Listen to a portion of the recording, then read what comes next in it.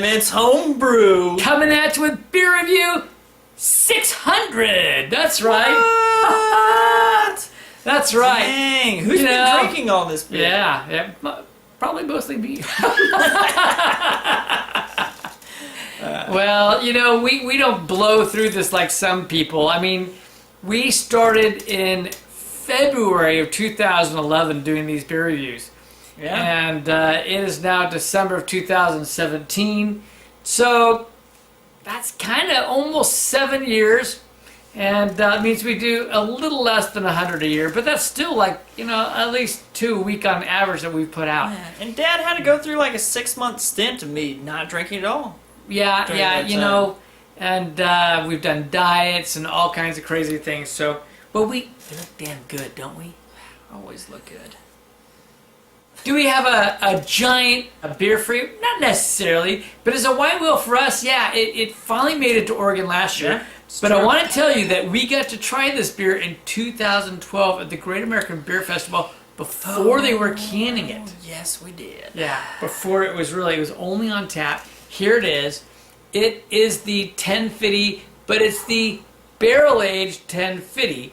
And finally out here in Oregon. Why this?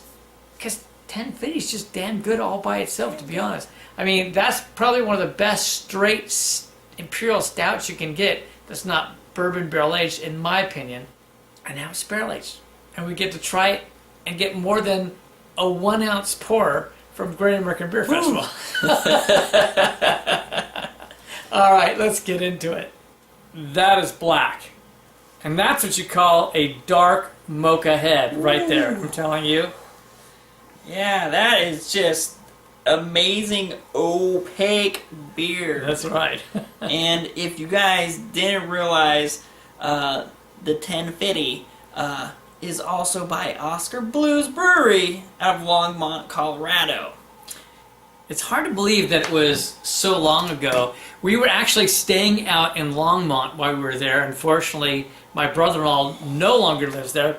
Oh boy! And there's a few other good breweries like Left Hand that are out of Longmont, Colorado. And but this, like I said, 12.9% and 75 IBUs. It looks like a beast. Smells pretty good. So we're gonna get the full scent here. Ooh, what So is going on with my nostrils? It's mostly that bourbon, dark chocolate, and roast right away. You get those chocolate malts, molasses, bourbon, just Some burnt sugar type characters on there. Maybe a little bit of vanilla on it. I just feel like there's special gnomes just sprinkling like goodness all throughout the beer. Like I can smell it. Now, I've heard a lot of people say they get maple syrup off this. Might be a hint, but I can see it. we haven't reviewed it. It will be coming up, but we did have CBS recently, if you know what that is. And That's maple syrup. That's maple syrup. The reason we went this direction is, like I say, we just haven't been able to get our hands on it. And Yeah. 2, what do we like? Barrel-aged beers. We like big barrel-aged beers, which this is. Yeah, so basically 13%. I say we dive in. Cheers to number 600. 600. Cheers. Oh, yeah. Ooh.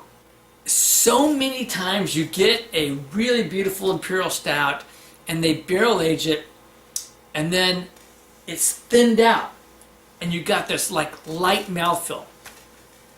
Oh no, this is coating the mouth and you're getting loads of bourbon. Loads of bourbon. Let's jump into it. I'm getting the espresso, hardcore. Like that's, ooh, nice with some dark chocolate, maybe some cacao in there. Yeah. And then you get a little bit of the vanilla from the oak. Just a variety of bourbons are just kind of mixed in there. Just I don't have to say anything because he just nailed it. I mean, he just flat out nailed it. You definitely get the oak apart from the bourbon itself. You know it's an oak quality, which I think is a very, very cool thing. And one thing we should mention too, that this isn't bourbon barrel aged in one bourbon. No, they took a blend of top bourbons. Now they don't tell you exactly what they are, I'd love to know. I like to know because I love to drink bourbon. Yeah, he does. Whew. But this is a nice blend. You really get the bourbon quality. It's a beautiful blend, and you know it because you get a lot of the bourbon in there. I just am so impressed with the mouthfeel, but as Christian said, I love that he pulled out not just dark chocolate, but cacao nibs, because I get that quality. However, I'm going to clarify. These aren't just raw cacao nibs. These are cacao nibs, I know from our personal brewing, right? That they took and they put in a pan, or they roasted it somehow. You roast the cacao nibs and it pulls out more dark chocolate flavor. Yeah, it just makes it like this. How do you explain it?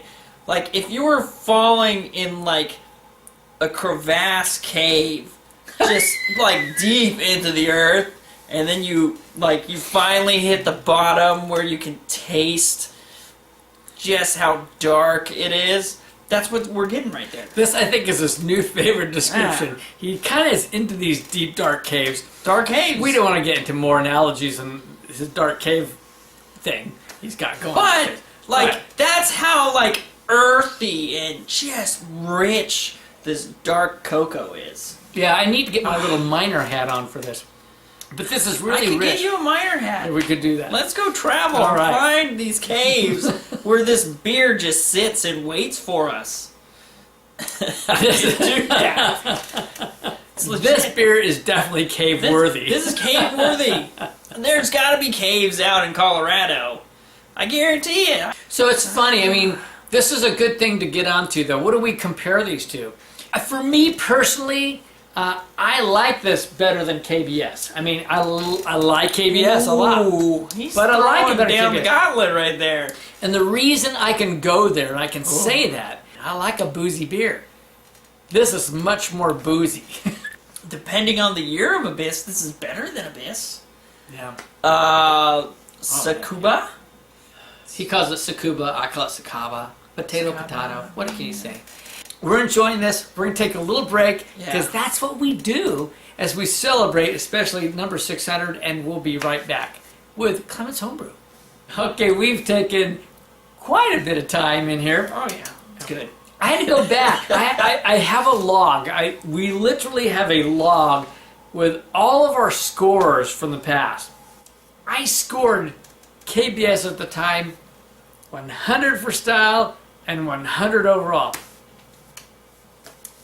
And I stand by that at that time in history. That time in history, yes. KBS today, would it have scored a 100? I don't think so, because I've had it several times since. But would it have been a really good beer? Absolutely. It's still in the world class. Regular 1050 is not barrel aged. I gave it a 95. Now, mind you, I'm rating it at that time against bourbon barrel aged beers too. There's only one other beer that's up in that range, and that comes from Cigar City, and that's Marshall Zukov. So Marshall Zukov and 10 FIDY, I think, are probably the two, in my mind, best just Imperial stouts that are not barrel aged. They really are. So now we've got 10 FIDY that's barrel aged. And it lives, for me personally, it lives up to the hype, at least for my expectation, which is big and boozy, still has the mouthfeel, all the flavors, and intensified. It's there. It's there for me.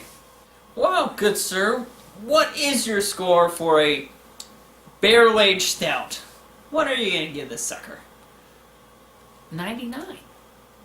Ooh. I always leave some room, but it's a 99.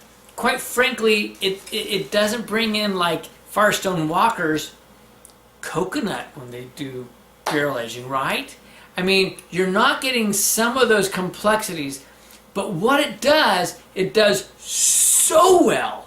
I mean, so well, because otherwise it'd be a 96. It does it so well that for me it's 99. That's pretty awesome. For me, it's 97. It's fantastic. It's world class. It is up there. It is crazy good. The problem is that I've tried a lot of good barrel-aged stouts in my day. And this is just a straight, dark, you know, like I said, out of some crater or mine in the depths of the earth, just espresso chocolate goodness. And if you can get your hands on it, like if you just see it in the store, buy it right now. Just don't even hesitate, get it. Drink it and enjoy a fantastic night. You should probably share it with a friend. Share it with a friend, because this is amazing. And it's good. Now, for overall, though, I have to drop as well, because exactly for what I just stated, it's not as complex. And so sweetness. I do have to drop down. I think it's a beautiful, beautiful beer. But on my overall, I'm still going to go 97. I'm going to be higher than Christian. I think it's a 97. I really dig on it. It's definitely still a world-class beer. Yeah, and I agree with you. It is world-class. Just cross the ranks, but I'm just dropping it one level to a 96. We were so fortunate to get to try this back in 2012 when they debuted it at the Great American Beer Festival. So excited to finally get this in a can. This is a big old can, mind you. This isn't your normal size. Cheers to everyone. Thank you for watching us over the years. We don't say that enough. Yes, thank you. We do appreciate it. And we just have a fun time doing this. I'm Kevin. And I'm Christian. And we're saying life is too short to drink cheap beer. And we'll see you on the next beer review.